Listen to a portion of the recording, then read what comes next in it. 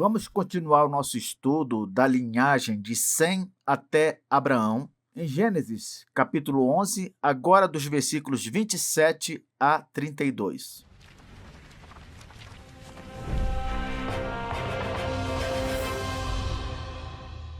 Gênesis 11, 27 a 32 diz assim: E estas são as gerações de Terá. Terá gerou a Abrão, a Naor e a Arã. E a Arã gerou a Ló. E morreu Arã na presença de seu pai Terá, na terra de seu nascimento, em Ur dos Caldeus. Essa Ur é uma cidade-estado mesopotâmica. Fica ali naquela região entre os rios Tigre e Eufrates, mais ao sul. Arqueologicamente, é identificada hoje com uma cidade chamada Tel El Mucayyar, que foi descoberta por um arqueólogo ainda na década de 20 do século passado. A cidade de Ur dos Caldeus era um centro de adoração e tinha um grande zigurate, que é um templo na forma de uma pirâmide. Em outras palavras, a família de Abraão era idólatra em Ur. Temos uma confirmação disso pelas palavras do próprio Josué, em Josué 24, versículo 2. Se você prestou atenção no versículo que eu li, você deve ter percebido que Terá teve 3 filhos: Abraão, Naor e Arã. E um dos filhos de Terá gerou Ló. Sim, aquele Ló que vai morar em Sodoma e Gomorra. Ló, o sobrinho de Abraão, filho de seu irmão Arã. O versículo diz que esse Arã, irmão de Abraão, morreu na presença de seu pai Terá, lá ainda em Ur dos Caldeus, deixando o jovem Ló órfão.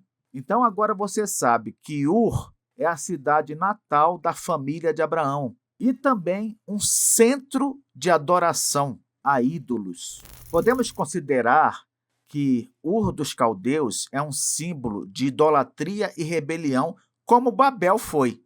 Era o lugar onde a família de Abraão servia a outros deuses. Que coisa, hein? E representa, no caso, o mundo que precisa ser deixado. É como acontece com todo aquele que não nasce num lar evangélico.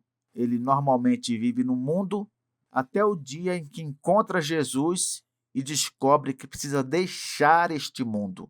No caso de Abraão, quando Deus o chamou, ele precisou deixar para trás Ur dos Caldeus, aquela idolatria presente em sua família, e veremos que foi exatamente isso que ele fez.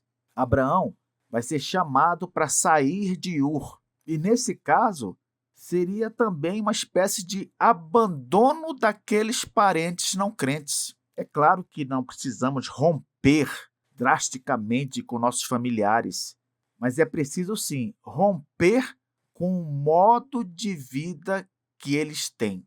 Como assim, professor?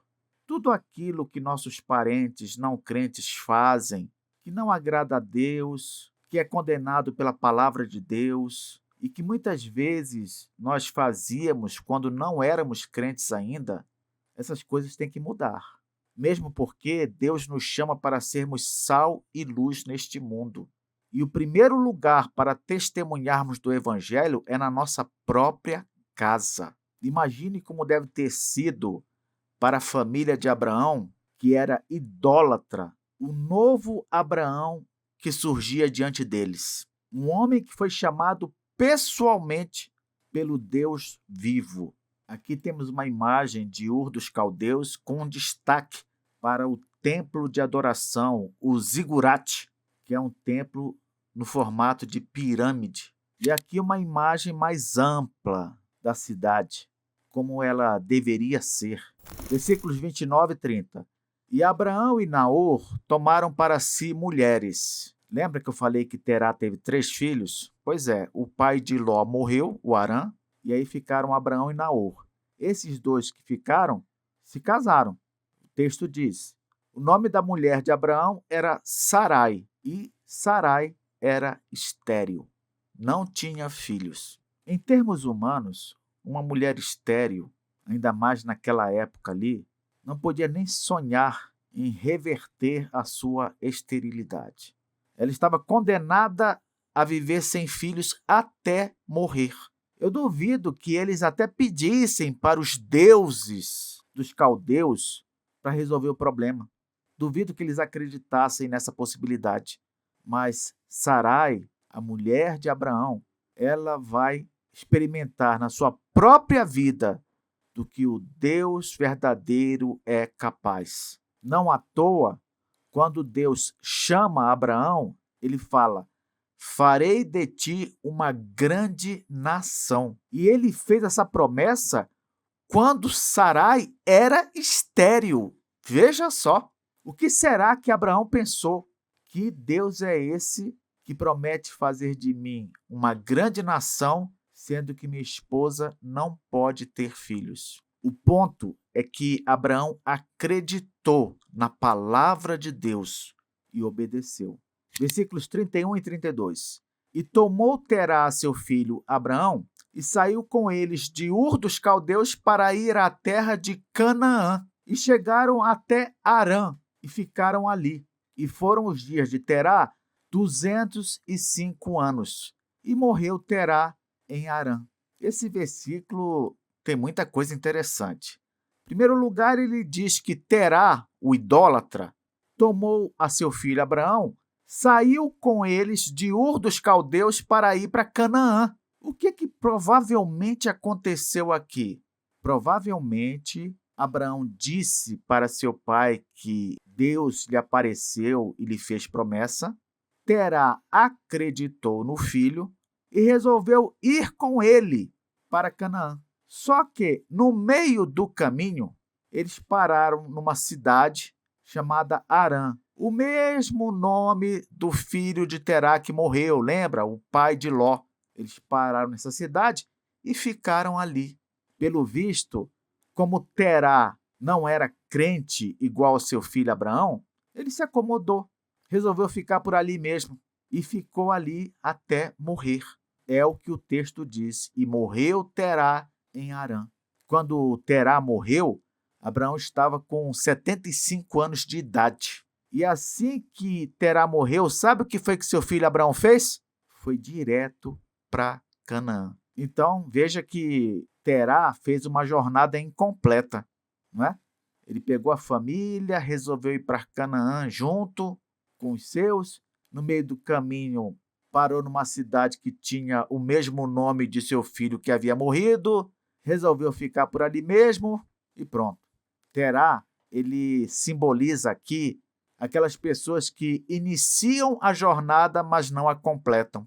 Terá foi aquele que morreu no meio do caminho.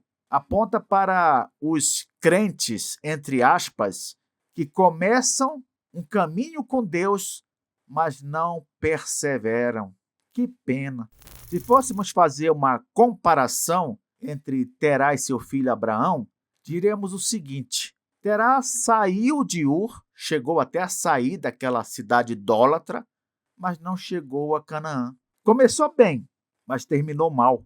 Abraão, por sua vez, continuou a jornada após a morte de seu pai, conforme está em Gênesis 12, versículo 4. Abraão não se acomodou em Harã. Não, ele perseverou e foi até Canaã, a terra da promessa. Você já conheceu alguém que agiu como Terá? Começou a jornada com Cristo, mas não chegou a completá-la? Desviou-se da fé? A vida eterna, ela será dada àquele que permanecer fiel até a morte. Não é isso que aprendemos em Apocalipse? Ser fiel até a morte e dar-te-ei a coroa da vida. Foi isso que Abraão fez. Aqui temos uma suposta imagem de Terá com sua família, Terá se ajoelhando diante de ídolos e seu filho Abraão, ainda menino, um menino que com certeza não tinha ideia do plano de Deus para a sua vida.